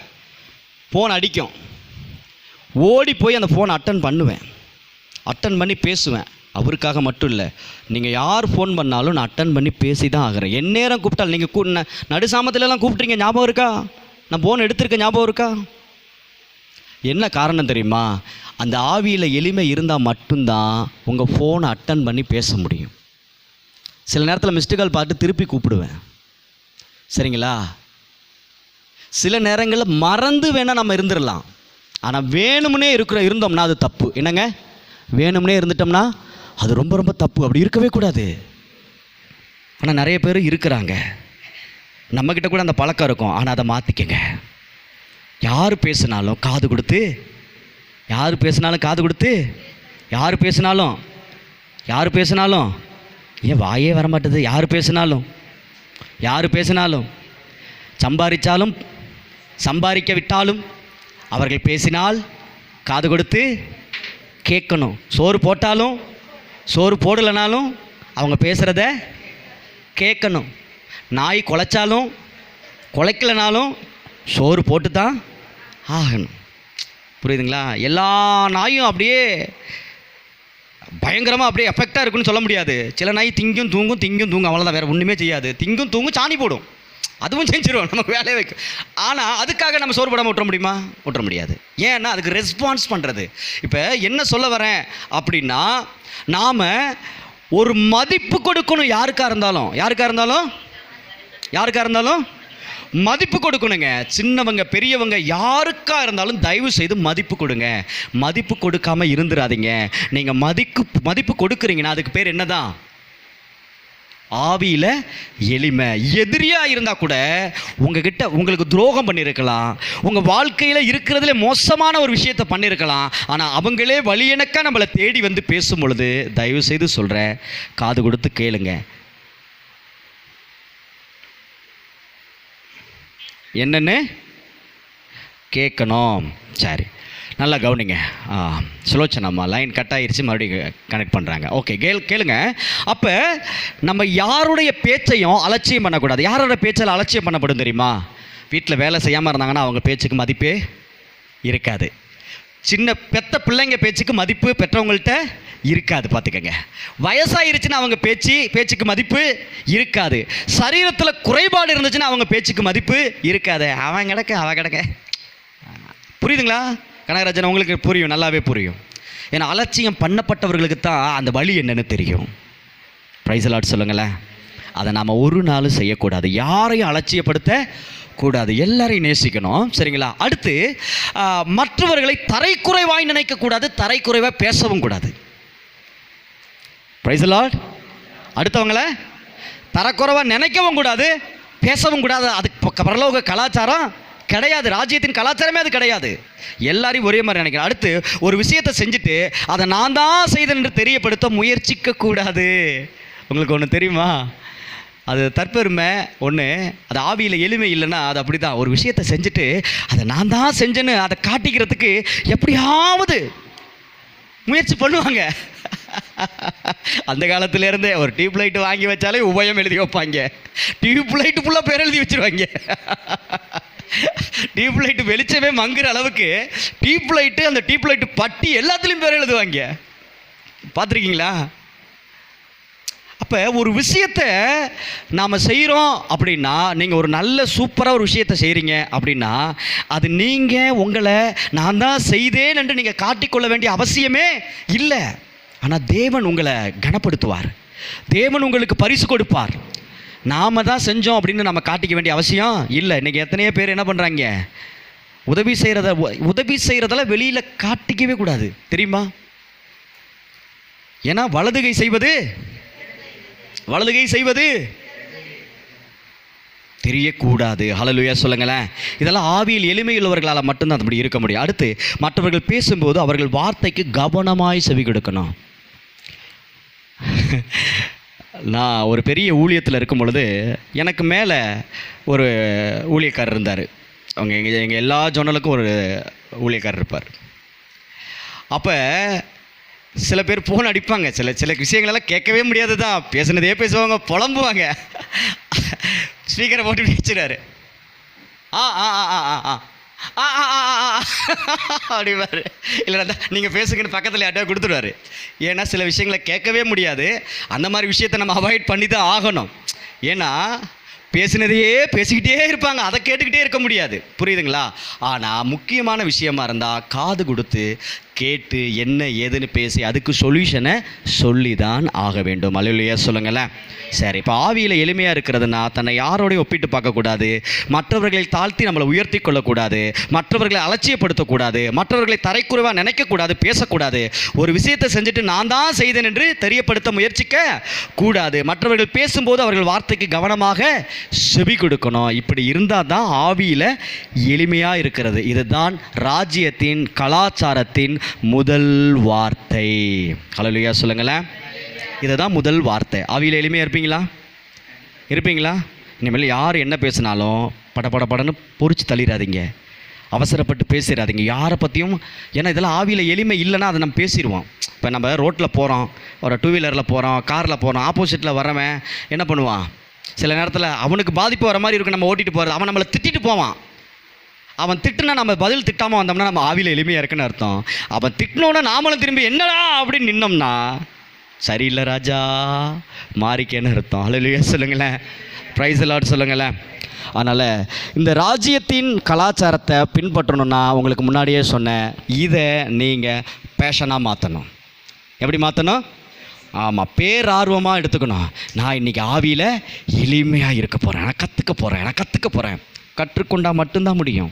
இதுக்கு உதவி செய்ய யாரால் முடியும்னா பரிசுத்த ஆவியானவரால் மட்டும்தான் முடியும். இன்றைக்கி இந்த வார்த்தையை கொண்டு போய் வச்சு அப்படியே நீங்கள் என்ன பண்ணணும், ஜெபம் பண்ணணும். ராஜ்யத்தின் கலாச்சாரத்தின் முதல் வார்த்தையை கற்றுக் கொடுத்துருக்கீங்க ஆண்டவரே, ஆவியில் எளிமையாக இருக்க கற்றுக் கொடுத்துருக்கீங்க ஆண்டவரே. எல்லா சூழலிலும் நான் ஆவியில் எளிமையாக இருக்க ஆவியானவரே என்னை ஆளுகை செஞ்சு என்னை நீங்கள் நடத்துங்கப்பா. ஓ ஸ்தோத்திர ஆண்டவரேன்னு சொல்லி ஜெபம் பண்ணணும். அப்படி அந்நிய பாஷையில் ஜெபம் பண்ணணும். அப்படி ஜெபம் பண்ணுங்க பார்க்கல, ஜெபம் பண்ணுங்க. ஓ ரபதலதே கரபௌதரதி கரபோ ஷகதலதி கரபா. ஆண்டவரே, இங்கே கேட்கப்பட்ட வார்த்தை, இந்த சத்தியமுள்ள வார்த்தை நல்ல நிலத்தில் விதைக்கப்பட்ட ஆண்டவரே விதையை போல அந்த இருதயத்தில் 100 மடங்கு பெருகட்டும். ஆவியானவர் இந்த வார்த்தையை வல்லமையுள்ளதாய் பிள்ளைகள் கைகொள்ளும்படி பிள்ளைகளுக்கு இந்த வார்த்தையை பேஷனாக மாற்றி கொடுங்கப்பா. ஓ பேரார்வம் உண்டாகட்டும், இந்த சத்தியத்தின் மீது பேரார்வம் உண்டாகட்டும், வாஞ்சையோடு கேட்கட்டும், இந்த வார்த்தையை கைகொள்ளட்டும். கர்த்தர் கிருபை பாராட்டுவீராக. கர்த்தர் பெரிய காரியங்களை செய்யுங்க. இயேசு கிறிஸ்துவின் விலையேறப்பட்ட நாமத்தில் ஜெபிக்கிறோம் ஜீவனுள்ள பரலோக பிதாவே. ஆமென், ஆமென், ஆமென். எல்லோரும் இணைந்து சொல்லுவோமா? என் ஆத்துமாவே கர்த்தரை ஸ்தோத்தரி, என் முழு உள்ளமே அவருடைய பரிசுத்த நாமத்தை ஸ்தோத்தரி. என் ஆத்துமாவே கர்த்தரை ஸ்தோத்தரி, கர்த்தர் செய்த சகல உபகாரங்களையும் மறவாதே. ஆமென். நம்முடைய கர்த்தராகிய இயேசு கிறிஸ்துவினால் நமக்கு ஜெயம் கொடுத்த தேவனுக்கு, நம்முடைய கர்த்தராகிய இயேசு கிறிஸ்துவினால் நமக்கு ஜெயம் கொடுத்த தேவனுக்கு நம்முடைய கர்த்தராகிய இயேசு கிறிஸ்துவினால் நமக்கு ஜெயம் கொடுத்த தேவனுக்கு கர்த்தர் உங்களை ஆசீர்வதித்து உங்களை காக்க கடவர். கர்த்தர் தம்முடைய முகத்தை உங்கள் மேல் பிரகாசிக்க பண்ணி உங்கள் மேல் கிருபையாய் இருக்க கடவர். கர்த்தர் தம்முடைய முகத்தை உங்கள் மேல் பிரசன்னமாக்கி உங்களுக்கு சமாதானம் கட்டளையிட கடவர். ஆமென். நம்முடைய கர்த்தராகிய இயேசு கிறிஸ்துவின் கிருபையும் பிதாவாகிய தேவனுடைய அன்பும் பரிசுத்த ஆவியினுடைய அன்யோன்ய ஐக்கியமும் நம் அனைவரோடும் கூட இருப்பதாக. Amen. Alleluia, hallelujah, hallelujah. Praise the lord, praise the lord. கர்த்தருக்கு ஸ்தோத்திரம், கர்த்தருக்கு ஸ்தோத்திரம். சொல்லுங்க, கர்த்தருக்கு ஸ்தோத்திரம் சொல்லிட்டு இந்த வார்த்தையை சொல்லுங்க, ஆவியில் எளிமையாக இருங்க. சொல்லுங்க, அடுத்து சொல்லுங்க, ஆவியில் எளிமையாக இருப்பேன். அடுத்தவங்கள சொல்கிறத ஈஸியாக சொல்லிடுவோம், நமக்கு சொல்லும் பொழுது கொஞ்சம் லேட்டாக இருக்கும். ஆனால் அப்படி இருக்கக்கூடாது. சொல்லுங்கள், ஆவியில் எளிமையாக இருங்க. ஆவியில் எளிமையாக இருப்பேன். Okay, God bless you, God bless you.